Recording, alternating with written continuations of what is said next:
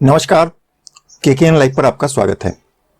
खबरों की खबर और लीक सेट कर खबर के इस सेगमेंट में आज हम बात करेंगे आजादी के दीवानों की, देश पर अपना सर्वस्व कुर्बान करने वालों की। हम याद करेंगे उनकी फौलादी इरादों को और मौत से टकराने वाली उनकी जज्बातों को। आज हम बात करेंगे 1857 के गदर की, जिसे अंग्रेजों ने महज सिपाही विद्रोह कहा था। यह इतिहास का एक ऐसा मोड़ है जिसको समझना और याद रखना हम सभी के लिए बहुत जरूरी है। हमारी चट्टानी एकता के लिए जरूरी है, गंगा जमुनी संस्कृति के लिए जरूरी है, आजादी को अक्षुण्ण बनाए रखने के लिए भी जरूरी है, और हमें हमारी साझा विरासत को समझने के लिए भी बहुत जरूरी है। वह 1857 के 10 मई की तारीख थी। दिन रविवार था और शाम के ठीक 5 बजे थे। मेरठ के सैनिक छावनी में अंग्रेज अधिकारी परेड का निरीक्षण करने पहुंचे ही थे कि NI-20 की पैदल टुकड़ी ने अंग्रेज अधिकारी का आदेश मानने से ही इनकार कर दिया। अंग्रेज अधिकारी घबरा गए और समीप में मौजूद 3LC टुकड़ी से मदद मांगी, किंतु इस टुकड़ी ने भी अंग्रेज अधिकारी के आदेश को मानने से इनकार कर दिया। सिपाही इतने गुस्से में थे कि अंग्रेज अधिकारियों पर बंदूकें तान दी और फायर करने लगे, यानी हालात नियंत्रण से बाहर होने लगा था।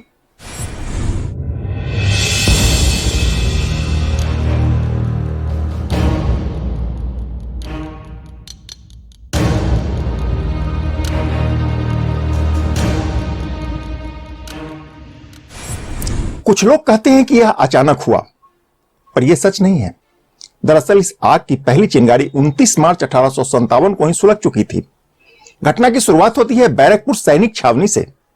यहां NI-34 की टुकड़ी में मौजूद एक सिपाही मंगल पांडे बगावत की आवाज को पहले ही बुलंद कर चुका था।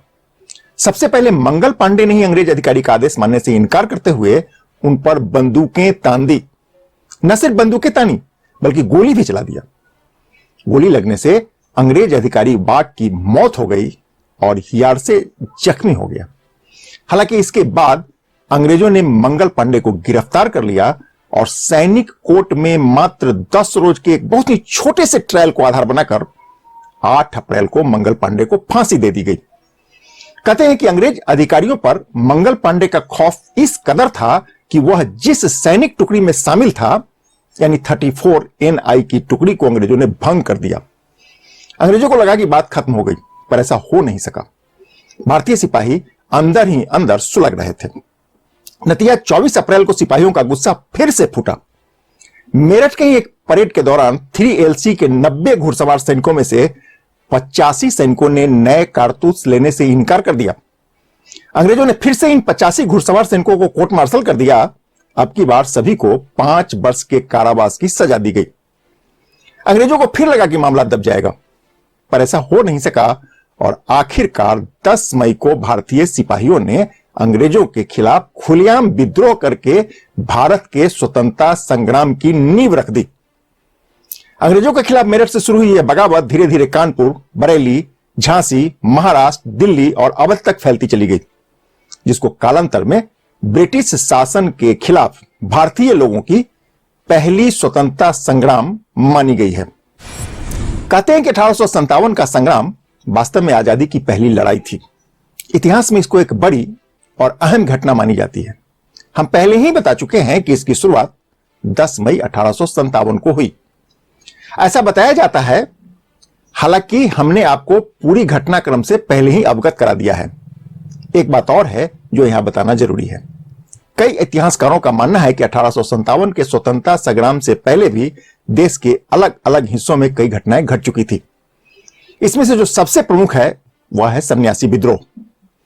दरअसल 18वीं सदी के अंत में उत्तर बंगाल और बिहार में सन्यासियों ने अंग्रेजों के खिलाफ विद्रोह कर दिया था और इसको आजादी का सबसे पहला आंदोलन माना जाता है। इस दौरान चुनार में भी अंग्रेजों के खिलाफ विद्रोह हो गया था। इसी प्रकार 19वीं सदी के मध्य में देश के मालाबार और मोपलाह के किसानों ने अंग्रेज के खिलाफ बगावत कर दिया था। बंगाल के मुस्लिम किसानों ने भी अंग्रेजों के खिलाफ विद्रोह कर दिया था। इससे पहले कई जनजाति विद्रोह होने के भी प्रमाण मिले हैं। मसलन मध्य प्रदेश में भीलों ने विद्रोह कर दिया, बिहार में संथालों ने विद्रोह कर दिया और ओडिशा में खोडस जनजाति के लोगों ने विद्रोह कर दिया। लेकिन इन सभी आंदोलनों का प्रभाव बहुत सीमित क्षेत्र में सिमट कर रह गया था। यानी 1857 के सिपाही विद्रोह से पहले भी भारत में अंग्रेजों के खिलाफ कई विद्रोह हुए, पर 1857 का विद्रोह देश के बड़े हिस्से में फैलता चला गया और इस दौरान ब्रिटिश हुकूमत की चूलें हिल गई, क्योंकि सिपाहियों के द्वारा शुरू की गई विद्रोह बाद में जनव्यापी क्रांति का रूप लेने लगा था। सवाल उठता है कि 1857 में ब्रिटिश हुकूमत के खिलाफ विद्रोह हुआ क्यों? अब इसको भी समझने की कोशिश करते हैं। दरअसल ब्रिटिश सरकार उन दिनों भारत में गोद निषेध कानून लागू करके देसी रजवाड़ा को हड़पने की नीति पर काम शुरू कर चुकी थी। गोद निषेध कानून के तहत किसी राजा के निसंतान होने पर उसका राज्य ब्रिटिश साम्राज्य का हिस्सा बन जाता था। इसी नीति के तहत झांसी की रानी लक्ष्मीबाई के दत्तक पुत्र को झांसी की गद्दी पर नहीं बैठने दिया गया और झांसी को कंपनी राज का हिस्सा बना लिया गया। इसी प्रकार सतारा और नागपुर राज को भी कंपनी राज में शामिल कर लिया गया। लिहाजा अन्य राजाओं में भय का माहौल उत्पन्न होने लगा था। उनमें से कई राज का शीघ्र ही कंपनी राज में अब विलय होने वाला था। इस बीच कंपनी सरकार ने एक और चाल चल दी और बाजीराव द्वितीय के दत्तक पुत्र नाना साहब की पेंशन रोक दी। कंपनी बहादुर यही नहीं रुके, बल्कि बहादुर शाह द्वितीय के वंशज को लाल किला में रहने पर पाबंदी लगा दिया गया। इस बीच लॉर्ड डलहौजी ने अवध का कंपनी राज में विलय करने का तुगलकी फरमान भी जारी कर दिया। ब्रिटिश भारत के तत्कालीन गवर्नर जनरल लॉर्ड डलहौजी के इस विस्तारवादी नीति के खिलाफ अब लोगों में जबरदस्त आक्रोश पनपने लगा था।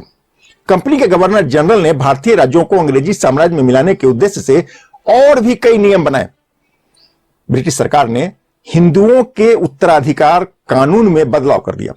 नए कानून के तहत अब क्रिश्चियन धर्म अपनाने वाला हिंदू ही अपने पूर्वजों की संपत्ति का हकदार बन सकता था। इस कानून के तहत मिशनरियों को पूरे भारत में धर्म परिवर्तन करने की खुली छूट मिल गई। भारी टैक्स और राजस्व संग्रहण के कड़े नियमों के कारण किसान पहले से आशंकित थे। दूसरी ओर इंग्लैंड में औद्योगिक क्रांति के बाद ब्रिटेन में निर्मित उत्पादों का भारतीय बाजारों में बोलबाला होने लगा था। भारत का स्थानीय कपड़ा उद्योग घाटा में चल रहा था। हस्तशिल्प उद्योग भी बंदी के कगार पर पहुंच चुका था। लिहाजा बड़ी संख्या में लोग बेरोजगार होने लगे थे। जाहिर है ऐसे में भारत के लोगों में कंपनी राज के खिलाफ विद्रोह की भावना का बलवती होना लाजमी हो गया था।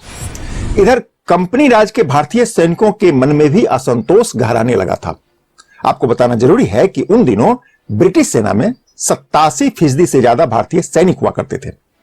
भारतीय सैनिक को ब्रिटिश सैनिकों की तुलना में कमतर माना जाता था और अंग्रेज सिपाही की तुलना में उन्हें कम वेतन भी मिलता था। भारतीय सिपाही को सूबेदार रैंक के ऊपर प्रोन्नति नहीं दी जाती थी। इस बीच 1856 में लॉर्ड कैनिंग ने एक और आदेश जारी कर दिया। इस नए आदेश के मुताबिक सैनिकों को भारत के बाहर भी सेवा देना अब अनिवार्य कर दिया गया था। सैनिकों को लगा कि अंग्रेज उनको क्रिश्चियन बनाने की योजना बना रहे हैं, यानी रणनीति पर काम कर रहे हैं। यही शक आगे चलकर विद्रोह का कारण बन गई। इस बीच एक और बड़ी घटना हो गई। दरअसल अवध के कंपनी राज में विलय के बाद अंग्रेजों ने नवाब की सेना को भंग कर दिया। नतीजा अवध के सिपाही बड़ी संख्या में बेरोजगार हो गए और अंग्रेजों से बदला लेने की योजना बनाने लगे।